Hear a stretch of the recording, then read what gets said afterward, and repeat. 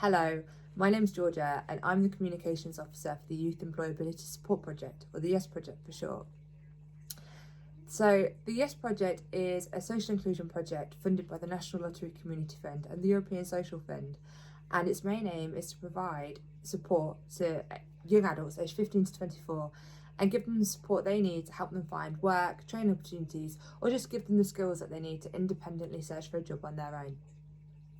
Today, I'm going to be speaking to Ibrahim Ali and Mehek Sheikh about how Covid-19 affects the BAME community, or has affected the BAME community. The Bangladeshi Youth and Cultural Shomiti, otherwise known as BYCS, is based in the heart of Leicester, in Highfields to be precise. Not only was Leicester ranked highly on the Index of Multiple Deprivation back in 2015, but in a more recent report by Leicester City Council, the Highfields area is listed as being one of the most deprived areas in the city. BYCS aim to provide its clients with the support they need to help them overcome the barriers they face, and as a delivery partner on the YES project, they offer a multitude of different services, including functional skills, accredited courses and qualifications, including GCSEs, careers advice, one-to-one support with CVs and job searching, and so much more. Thank you for taking the time out of your day to speak to me today. I really, really appreciate it. So when you're ready, just introduce who you are for me, please. I'm Ibrahim Ali. I'm from the Bangladesh Youth and Cultural Shomiti, and I'm a YES project officer. Hello, I'm Mehek Sheikh, and I'm studying in BYCS. So Mehek, can you tell me a little bit about your studying with BYCS? So how long have you been studying there? What kind of things do you study? Can you just tell me a little bit about that, please? I came in UK on 17 July 2019, and for the first 7 months I was at home sitting. I didn't do anything. Like I just applied for some jobs, but due to the days like when I applied at that time, the jobs were off. I could not go. Then suddenly I heard about BYCS from my friends too, and from a social group. So I just went there to Mustaq sir. I made my CV there. He introduced. He told me about it, what you can do, what I can't, and he told me about your BYCS, Bangladesh Youth and Culture Shomiti, and then he took me there. I answered my some 2-3 assessment there, and then after answering it, they called me the next day. So I joined for 2-3 days there. Then later on, Christmas holiday started, so I came back again from January 6, like something, and then I started there. And even I will do volunteer work because, like where I'm if I want to apply for a job, so they need some experience. So I will do some volunteering on Wednesday, only one day a week. Rest all days I would have a class, so I would attend my class, and then on Wednesday I would have half day of my volunteering work, so I will do there. How do you feel that coronavirus or COVID-19 has impacted your studying? Have you still been able to study, or? I have, like I was doing online classes in this lockdown. I just did my literacy and some maths also, but unfortunately my laptop got hanged and it's not working, so I could not do it now. So how have you been communicating with the staff at BYCS? Sometimes the sirs will call me and they will ask me about it, so I will answer them on call, or I will email them back again by saying the problem against what I'm having. So I will just email them, or sometimes they will call me with a private number, so I could not call them back again.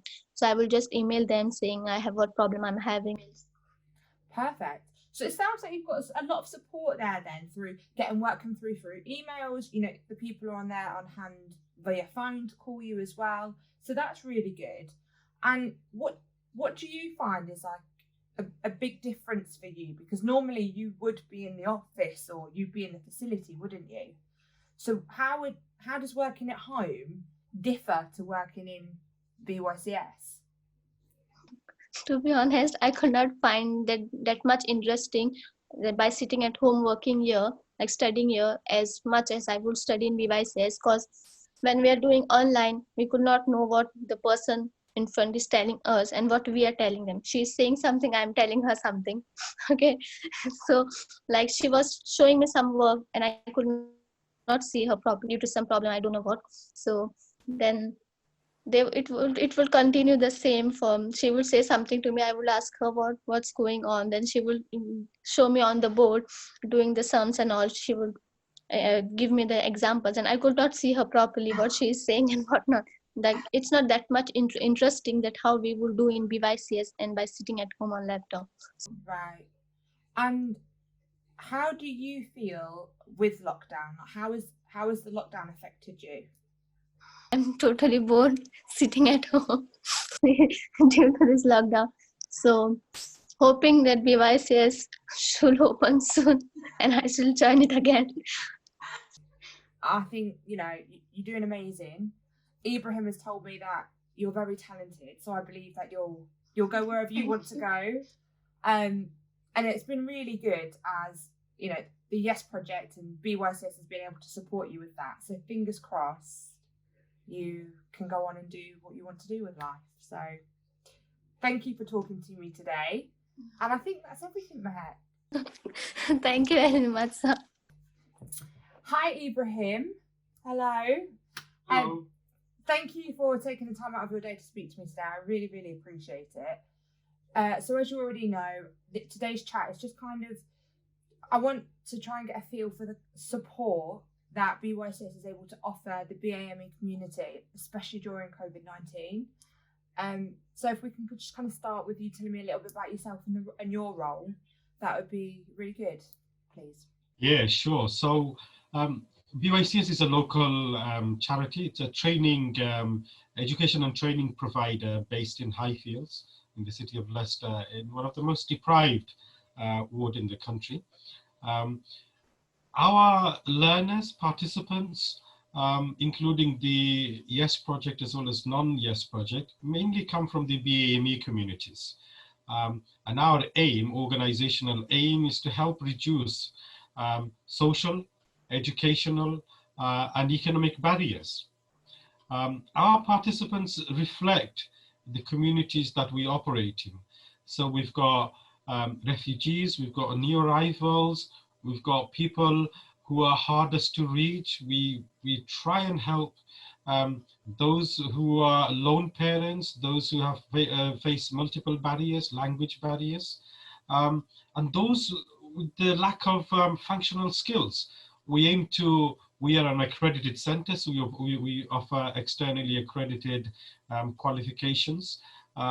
We train people from pre-entry, so for beginners, and up to GCSE levels. So are you able to tell me a little bit more about how COVID-19 has affected, impacted your normal service delivery? So the impact of the pandemic has hit us quite badly, actually. Yeah, I can imagine. Yeah, so as you know, because of the barriers our people face, and because of the lockdown, we had to stop giving face-to-face support. So young people who relied heavily on face-to-face classroom-based learnings have had to sacrifice this and now do online remote learning, which itself is proving to be another problem, because staff are having to now deliver in a different way.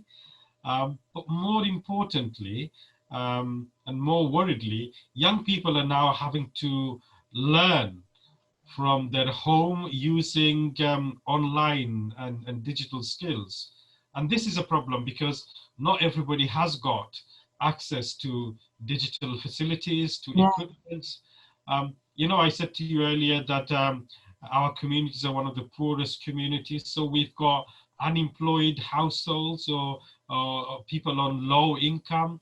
And for them to invest in digital technology, broadband can be quite expensive as well. It's quite difficult for them to attain these sort of support mechanisms to help their children with their education and learning. But also, a lot of parents don't see this new way of working as an acceptable way of working. So they've not come to accept this new normal. And I think that's something else that's something that has impacted our project delivery. So we'll come back to the new normal in a minute because, I think that's something else that we can touch on. But obviously, you've mentioned a few points there about accessing support and how we continue and how you can continue to deliver. So how have you managed to kind of adapt to the lockdown and continue to, because I know you're still delivering at like where you can. So how have you managed to adapt to that and deliver services still?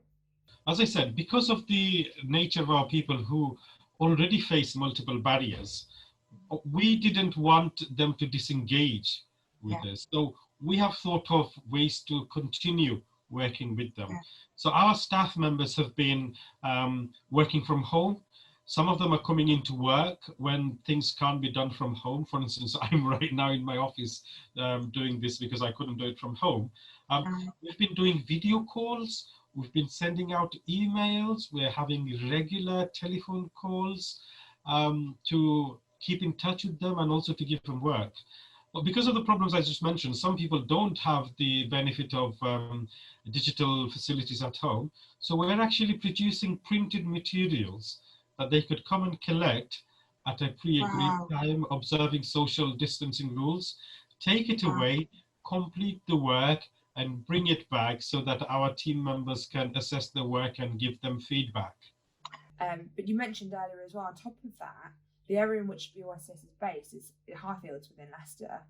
And you mentioned it is one of the most deprived wards. So realistically, there are going to be people there that don't have access to all of this kind of technology and things like that. So, like we said, the fact that you can kind of continue to deliver the service and provide information for these people is so commendable. We touched upon the new normal when we said we'd come back to that. And there have been talks about how people are going to return back to life. And I say back to life, return back to work or return back to schooling. Do you think that from this lockdown, things will be drastically different? Because there is the term the new normal being thrown out there. And with things like Zoom and Teams and video conferencing, it has made working from home or studying from home possible. But you've mentioned that within the BAME community, there isn't the facilities there. So do you think that this new normal, should it happen, will be a big issue? Well, Georgia, we in the BAME communities face lots of struggles. The new normal you refer to is going to widen the deprivation or increase the deprivation our communities face, and particularly like the young lady Mahek, it may be increasingly difficult for them to compete in the education field as well as the job market in the absence of sufficient skills and knowledge to work differently, the new normal we are referring to. So, and you just touched upon barriers there. So what would you say, or what do you feel are the biggest barriers facing the BAME community at the minute? And with them accessing the virtual provision as well? I think it's going to be the non-digital culture, because in the Midlands, we have the second lowest proportion of population having basic IT skills. Basic IT skills refers to managing information, communication, transacting, problem solving, creating documents. Now look, in situations like this, when you face the lockdown, if you don't have these sort of skills, you're really going to be left behind in everything, in education, in employment, in training. But more importantly, even solving simple problems at home. Mahek told you that during her volunteering at the BYCS, she was helping people to apply for universal credit using her digital skills that she has developed on the YES project. Now, we're not able to see people face to face. So what is happening to this cohort of people who don't have access to this support, who don't have the digital skills, who don't have the resources? So secondly, it's going to be also impacting their income as well, Because if you're furloughed, if you're not able to claim universal credit, then you're just left in a limbo, you're left in an isolation and exposed to financial hardship now ever more than before. But I think also there is another aspect which Mahek quite nicely touched upon, and that could be the lack of support at home. So if your parents are fearful of your safety, if they can't give you the IT support, if they don't see the need for digital way of working, then you're not getting the right level of support that you would have otherwise got from a local provider, like the Yes Project provider. I'm not just saying the BYCS, but you know, the Yes Project is a great partnership, and everybody does their level best to help young people come out of that isolation, come out of that loneliness, and to motivate and encourage them to develop their skills further. So in the absence of such perceived need for digital skills, I think our BAME young people are going to have a double whammy, really. Yeah. I think it puts it into perspective quite how different some cultural barriers are. Georgia, it's actually worse than that. The families that, the BAME families and my Yes participants whom I know routinely contact, I have learned that many of them don't have a PC or a laptop at home. And the ones that do have a single laptop, which is shared by the entire family. So then if you've got, I don't know, 3-4 siblings plus mom and dad, how much time do you get to use the laptop yourself? If you have to divide the time equally between everybody. Yeah. Do you sorry, Georgia, the other factor is sometimes in the, it's quite normal to have 3 generations of people living under one roof in BAME communities. So the other important thing is the privacy. Space. So as well as the resource, you also need the space in order to concentrate and do the work that you do. And many young people have told me, look, I've not been able to complete my work because I just can't concentrate at home. You know, I've got my siblings running around, I've got my mom and dad in the house. The demand for, or their expectation, parental expectation to help out in household chores has increased 2-fold, 3-fold. So that's having an effect on young people as well. Yeah. Just out of interest, I mean, do you think there is any difference depending on sex or gender? Oh yes, in the BAME community, certainly amongst the South Asian communities, young women are considered far more vulnerable than young men. And so young women have to kind of almost do extra things to prove that they're not vulnerable or they're not susceptible to radicalization or exploitation. I think young women will find it increasingly challenging when they come out of lockdown, actually, to kind of face the reality. Wow, there's just things that are, it's unfathomable, isn't it? You know, the effect of this virus that it's had is massive. And I think you've really articulated well some of the different barriers that the BAME community will face. Off the back of that, what kind of challenges do you feel the young BAME community will face as we emerge out of lockdown? You know, because it will be a new economic landscape. So what kind of challenges do you feel that they'll face as we come out of this?